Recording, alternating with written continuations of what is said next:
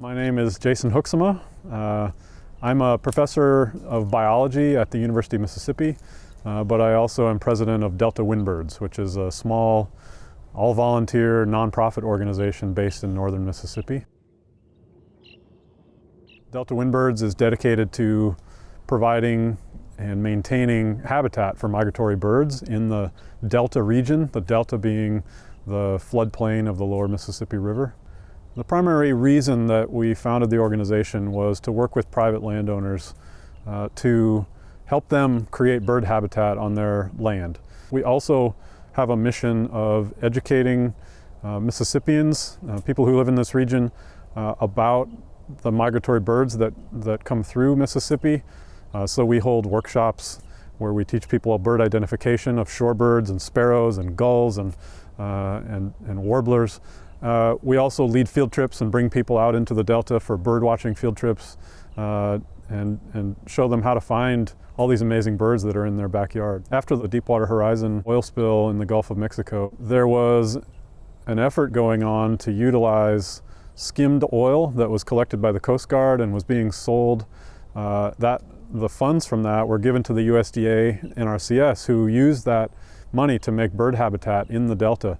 But we also learned that this program was going to end in 2013, and so our goal in founding Delta Windbirds was to help try to partly replace that program, start working with private landowners in the Delta to help them create habitat for migratory birds like the USDA program had been doing. Since we started our habitat programs, we estimate that we've been able to provide habitat for up to around 10,000 migratory shorebirds each fall coming through the Mississippi Delta, and that on top of that, hundreds and hundreds of other individuals of birds such as blue-winged teal that also use these same habitats, wading birds like herons and egrets and spoonbills and storks. We know that the populations of shorebirds have been declining for decades, and it's a complex problem how to reverse those declines, how to slow those declines, because these birds nest in the Arctic. They migrate through here. Many of them spend the winter further south than you can imagine. A lot of them fly all the way to the southern end of South America. We're trying to do our part here to make sure that when they stop during their arduous migratory journeys, that they have high quality habitat where they can spend a week to 2 weeks building up layers of fat that they can burn during their migration. And then they can move on with the next leg of their journey by paying farmers to make it worth their while to create some bird habitat by, in the case of catfish farms, drawing down their ponds for part of the year, or crop farmers could flood their fields. There were thousands of birds flocking to these sites, and it was exciting because it showed that on working lands in an agricultural landscape, you could create really high quality habitat for migratory birds. Some of our landowners are conservation minded, but they hadn't thought about the potential to create habitat for so many diverse kinds of birds on their land. And when they see it happening, they find it interesting, they find it exciting. One of the farmers we're working with told me the other day that he's driving around now with binoculars and a shorebird guide on the dashboard of his truck. And he texted me excited that he had identified some American avocets that had landed on his property. I've got my little guide now, and I keep it on the dash of the truck. Otherwise they kind of all look alike to me.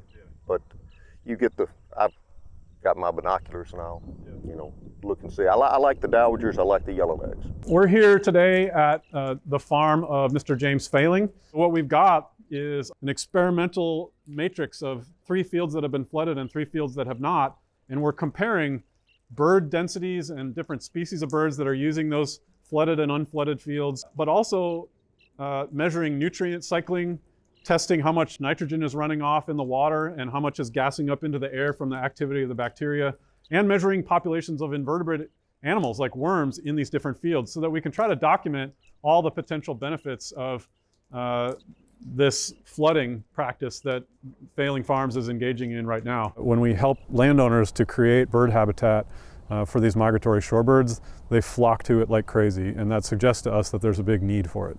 We started on a Wednesday, just before lunch. By late Wednesday afternoon, I think I texted back, I think we had every dove and killdeer in the county here. And within a week's time, I mean, there was gazillions of birds down here.